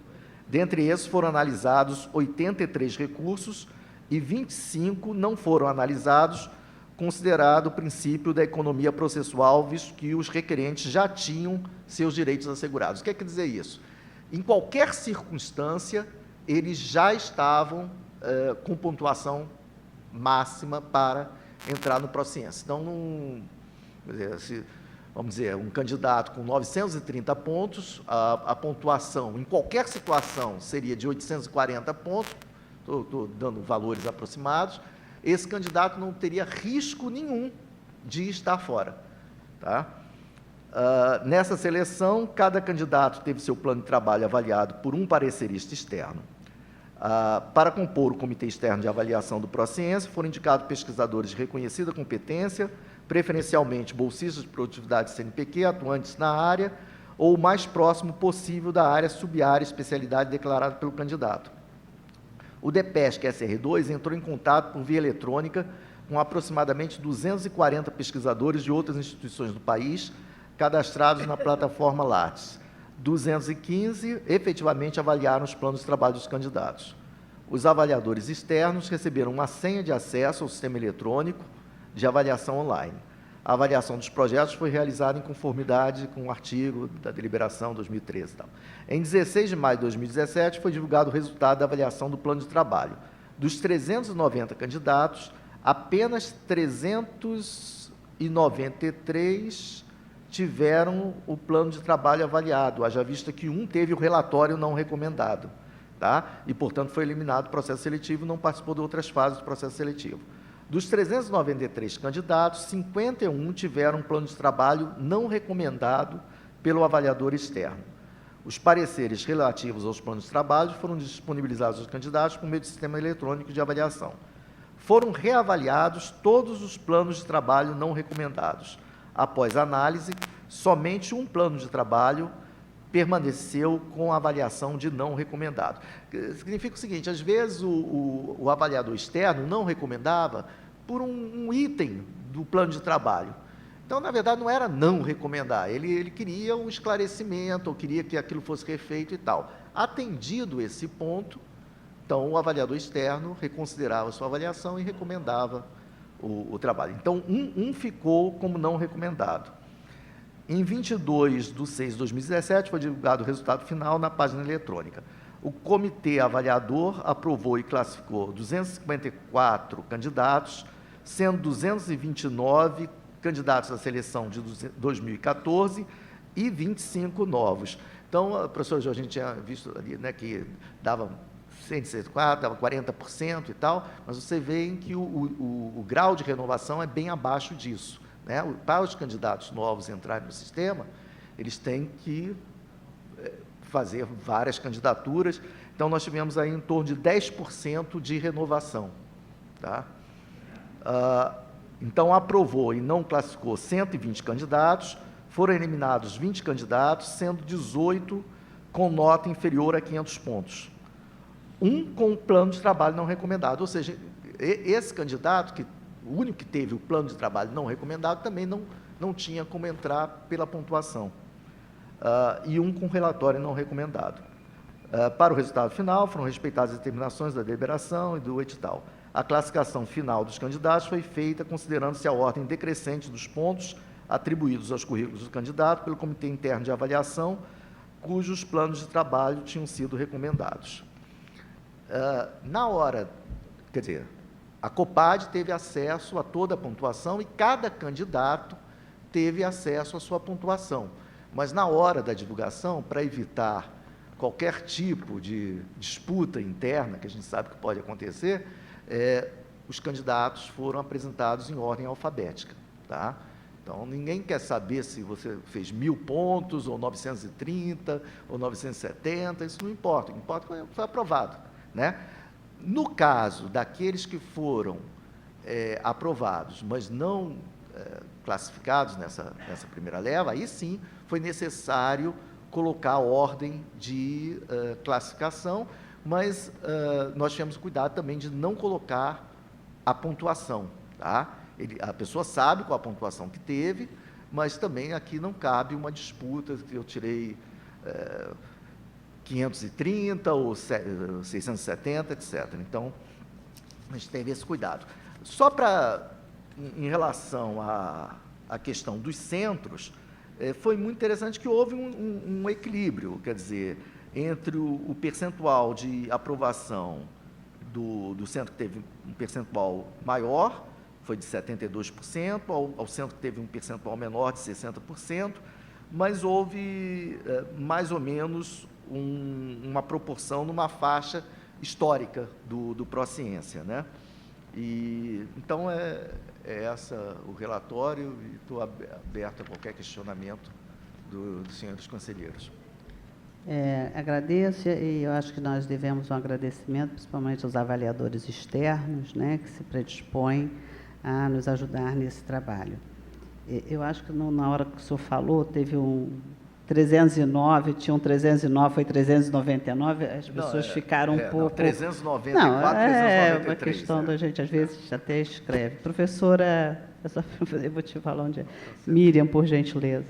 Um comentário breve sobre a forma como foram divulgados os resultados. Isso não é pouco importante, isso é muito importante. O fato de não ter sido feita em ordem de classificação, como foi feito da última vez, em que eu ouvi comentários muito tristes e que me deixaram triste, maliciosa, a respeito, por pouco que não levou, e criando um clima totalmente desnecessário. Então, nesse sentido, prefeito, eu coloco aqui uma sugestão que, no momento da divulgação, que seja feito como era feito há alguns anos atrás, por número de matrícula do professor e não nome, seguindo na mesma perspectiva de que não há necessidade de exposição, até porque sabemos que, como todo processo de avaliação, há possibilidade de falhas. Então, não há necessidade de exposição desse tipo de informação. Tá? Professora Mirene, isso foi realmente discutido internamente, né?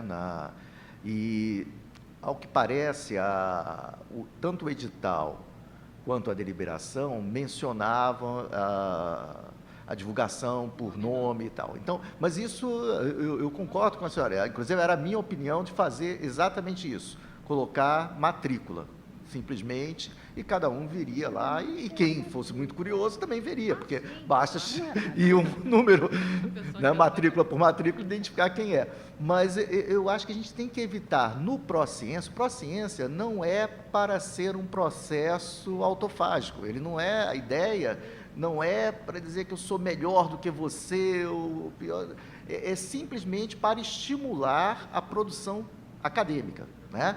Então, é uma forma, você, durante um período, você vai receber uma complementação salarial, né, para que você se dedique mais. É com a cenourinha na frente da carroça. Mas o que às vezes realmente eu fico, e eu não só ouvi esse comentário, mas por escrito, em e-mail, é isso. É muito importante a gente saber como a gente se classificou para questões de disputa interna nas unidades.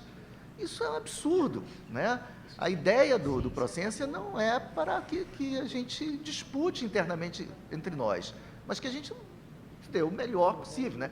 A única comparação que eu posso fazer do pró-ciência é comigo mesmo, né? Como eu era há 3 anos atrás, como estou agora. Mas eu não, sabe, eu não posso dizer que eu sou melhor do que o colega, principalmente se o colega é de uma outra área, né?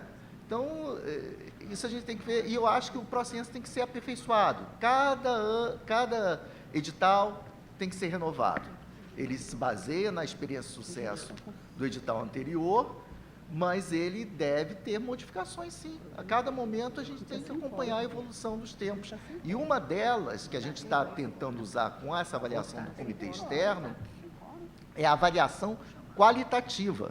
Nós temos agora uma quantidade de informação que foi colhida pelo avaliador externo em termos de avaliação qualitativa. A gente vai trabalhar em cima disso e ver como isso se correlaciona com a avaliação quantitativa que nós temos aqui, tá?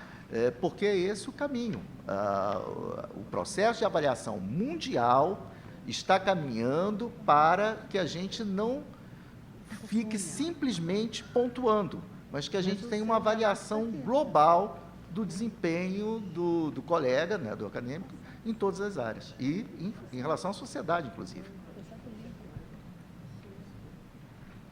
Mas alguém gostaria de falar? Senão não há mais ninguém inscrito. Em votação, quem está com o relator pela aprovação? Quem é contra?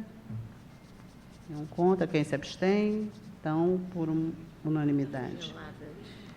Processo 5, critérios adicionais para titular da Faculdade de Engenharia, processo 3325. Relator, professor Lincoln. Primeiro eu vou pedir desculpas que o texto não foi entregue antes e também pedir desculpas porque eu e o meu computador tivemos algumas brigas e por isso algumas coisas aqui estão, umas letras que não queriam sair, teimavam insistentemente. Na verdade, o Conselho Departamental da Faculdade de Engenharia encaminha a nós, e isto foi avaliado pela Comissão de Normas aqui do CESEP, um processo que visa adequar a sua situação de avaliação para a promoção para professor titular à deliberação que também aprovamos no CESEP recentemente, promovendo esta instalando essa forma de certame interno para nós aqui na universidade. Então, eu vou passar o relato. É um processo bastante simples, porque ele, na verdade, apenas acrescenta algo que a própria deliberação preconiza e ajusta. Trata o presente processo de requisição e proposição do Conselho Departamental da Faculdade de Engenharia da UERJ, visando a aprovação do SESEP para efetivar requisito adicional, em específico, conferência sobre aspectos técnicos, científicos, artísticos, culturais, relacionados à atuação profissional para promoção a professor titular, né? Então, acrescenta isto ao processo de promoção a professor titular, acrescenta a necessidade que haja uma conferência por parte do requerente, do pleiteante.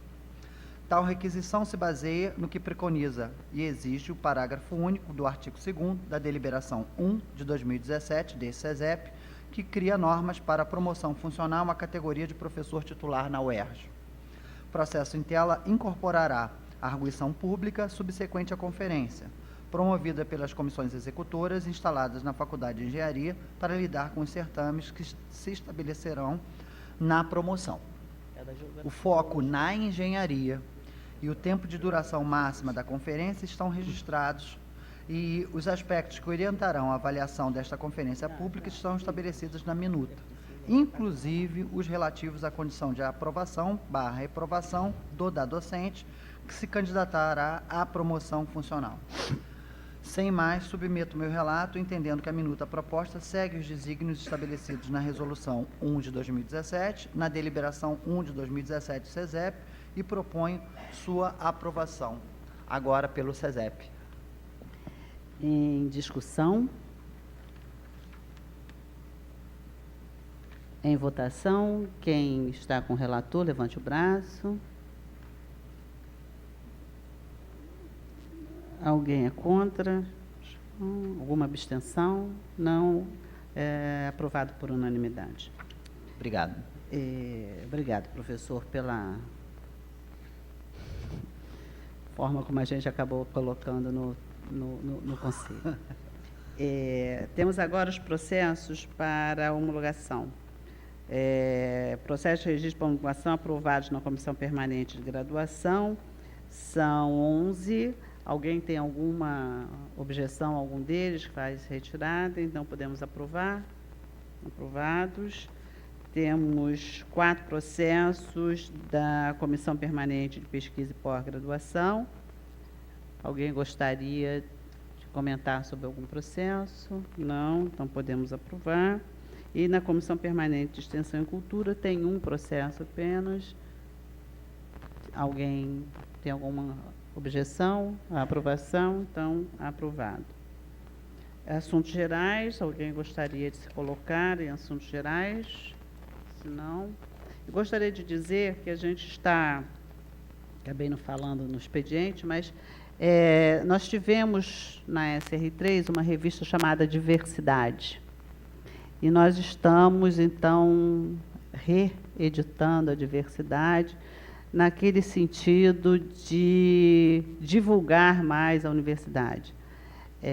A princípio, ela será online, né, porque é mais em conta, né, da gente fazer, as pessoas estão muito animadas, está numa fase de discussão, muitas unidades encaminharam, mas a gente continua solicitando que as unidades encaminhem, não com a linguagem científica, mas uma linguagem para o leigo, né, para chegar à sociedade, a gente precisa dizer o que a gente faz, não adianta dizer, viu, professor, o pessoal da biologia adora, né, que são os, sei lá, vocês falam uma linguagem assim que a gente não entende.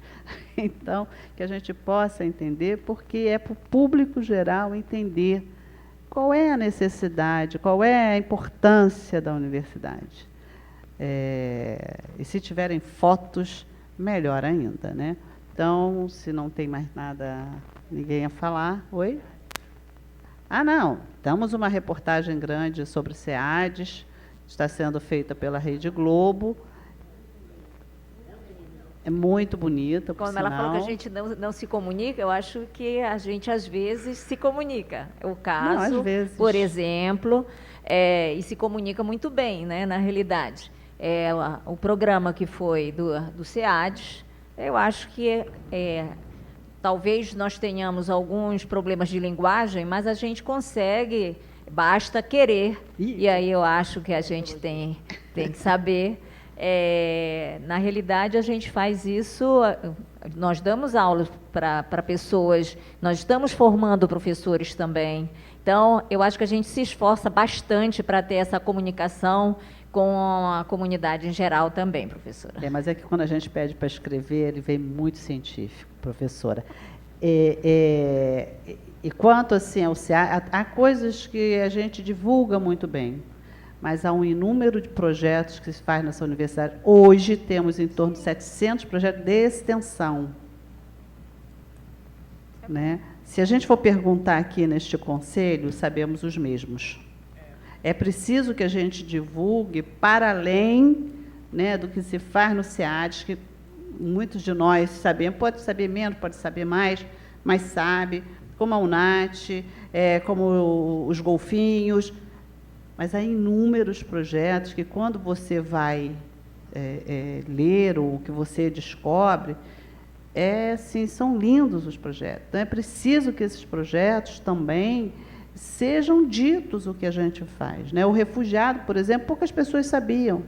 Aí saiu na mídia, aí ganhou um prêmio, fez isso, fez aquilo, a ONU. Então, aí todo mundo ficou sabendo como é bonito esse projeto. Então, mas é preciso que a gente fale dos outros projetos que a gente faz, que faz com a comunidade. Quer dizer, é importante. Não basta a gente saber que a gente é importante e a gente não sabe tudo que a gente faz. Nem um décimo, eu acho que a gente aqui, eu acho que ninguém é capaz de citar 70 projetos aqui dos 700. Né? Então, eu acho que a gente está precisando de maior divulgação. É só uma cutucada sempre na biologia, professora. Mas é bom, assim a gente melhora cada vez mais. Sim. Não, só para comentar, foi realmente muito bonito, né, a reportagem. Foi bom, muito bom para a UERJ, que pôde colocar o seu recado, né, que apesar da crise, a UERJ continua ativa, continua pesquisando, e muito bem. E a equipe de produção ficou maravilhada e agradeceu muito o trabalho da UERJ, né, porque se não fosse os nossos professores lá, tanto do IBRAG quanto da oceanografia, que foram e ajudaram a equipe, não teria saído tão bem.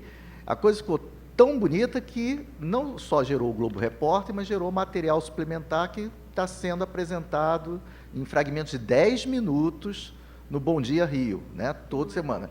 E esse da sexta-feira vai ser basicamente SR3, é um trabalho combinado entre SR2 e SR3, porque vai mostrar esse último, o Ecomuseu, a parte histórica, né, da Ilha Grande. Eles estão tão empolgados com isso que eles querem programar algo sobre sal, e a UERJ vai ser consultora, e uma ida nossa base lá na Antártica, né, com o professor Heitor, também do IBRAG, Heitor Evangelista, e que é a base mais ao sul que o Brasil tem na Antártica. Então, é um negócio muito interessante, é bom porque esse programa ele é passado no mundo inteiro, né? Agora, em relação à linguagem, o professor Jorginho tem toda a razão, e a gente está cobrando desses 254 novos pró-cientistas, porque aí a gente consegue cobrar, né? Na hora de fazer a inscrição, só vai ser encaminhada à SRH a inscrição que tenha um resumo em linguagem o mais leigo possível, mais jornalística possível.